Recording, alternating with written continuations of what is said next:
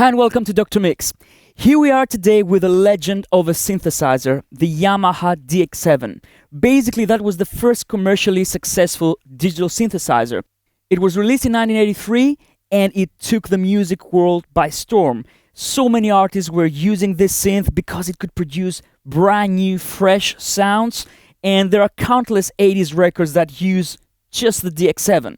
So, what was special about the DX7 was that it was using a brand new form of synthesis, which is called FM synthesis or frequency modulation synthesis, and it was able to produce very unpredictable sounds, so the artist would have a brand new palette of sounds to pick from. In recent years, FM synthesis became relevant again because EDM artists wanted these cutting-edge, aggressive sounds like with dubstep music or, with the popular EDM tracks, and the FM synthesis was the only way to get them. So that's why we had, new synths like the Reface DX, which if you want, you can check our video where we show how you can use it, but also the Yamaha Montage very recently. So there's a big thing about FM synthesis right now, and here's where it all started. Let's listen to how it sounds. So here's a classic string sound from the DX7.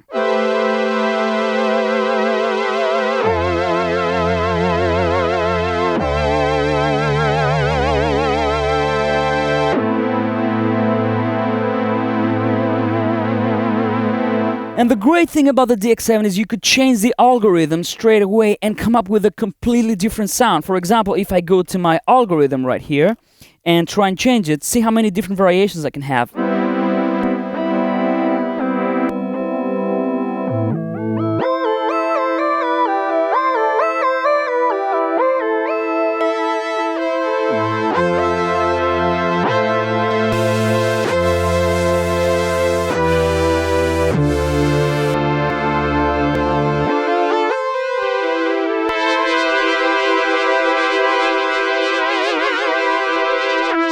So basically what I'm doing right now is I'm just changing the algorithm. You can see all the configurations right here. They're printed right there. And, it wasn't the easiest synth to program, but you could get so many interesting sounds out of it. Let's try something else.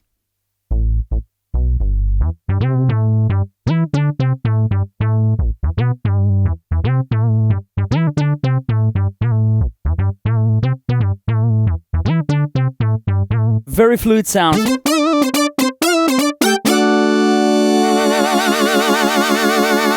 So this is more like a brass section, I guess.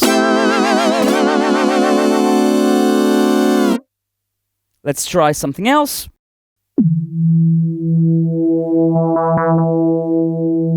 Alright, so this one has an LFO program on the modulation wheel.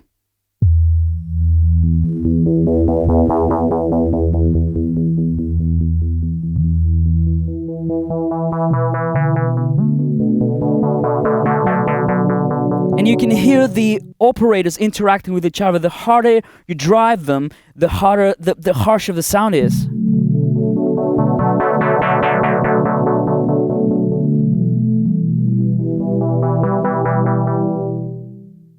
Alright, let's try this sound now.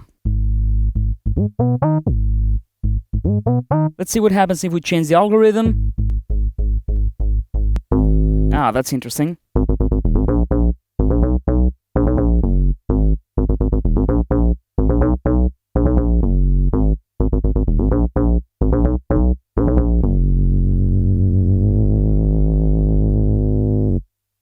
Now the classic brass sound of the DX7.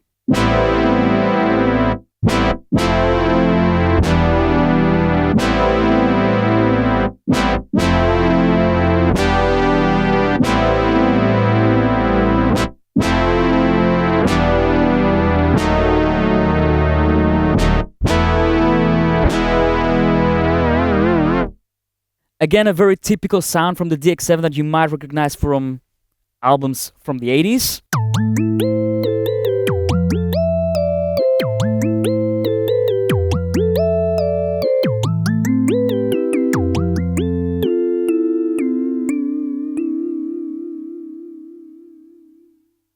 And here's an example for a percussion type of sound.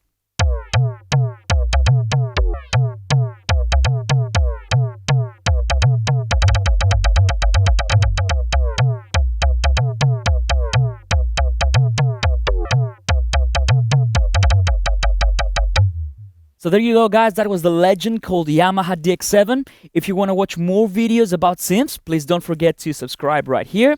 And we'll see you in the next one. Thanks for watching.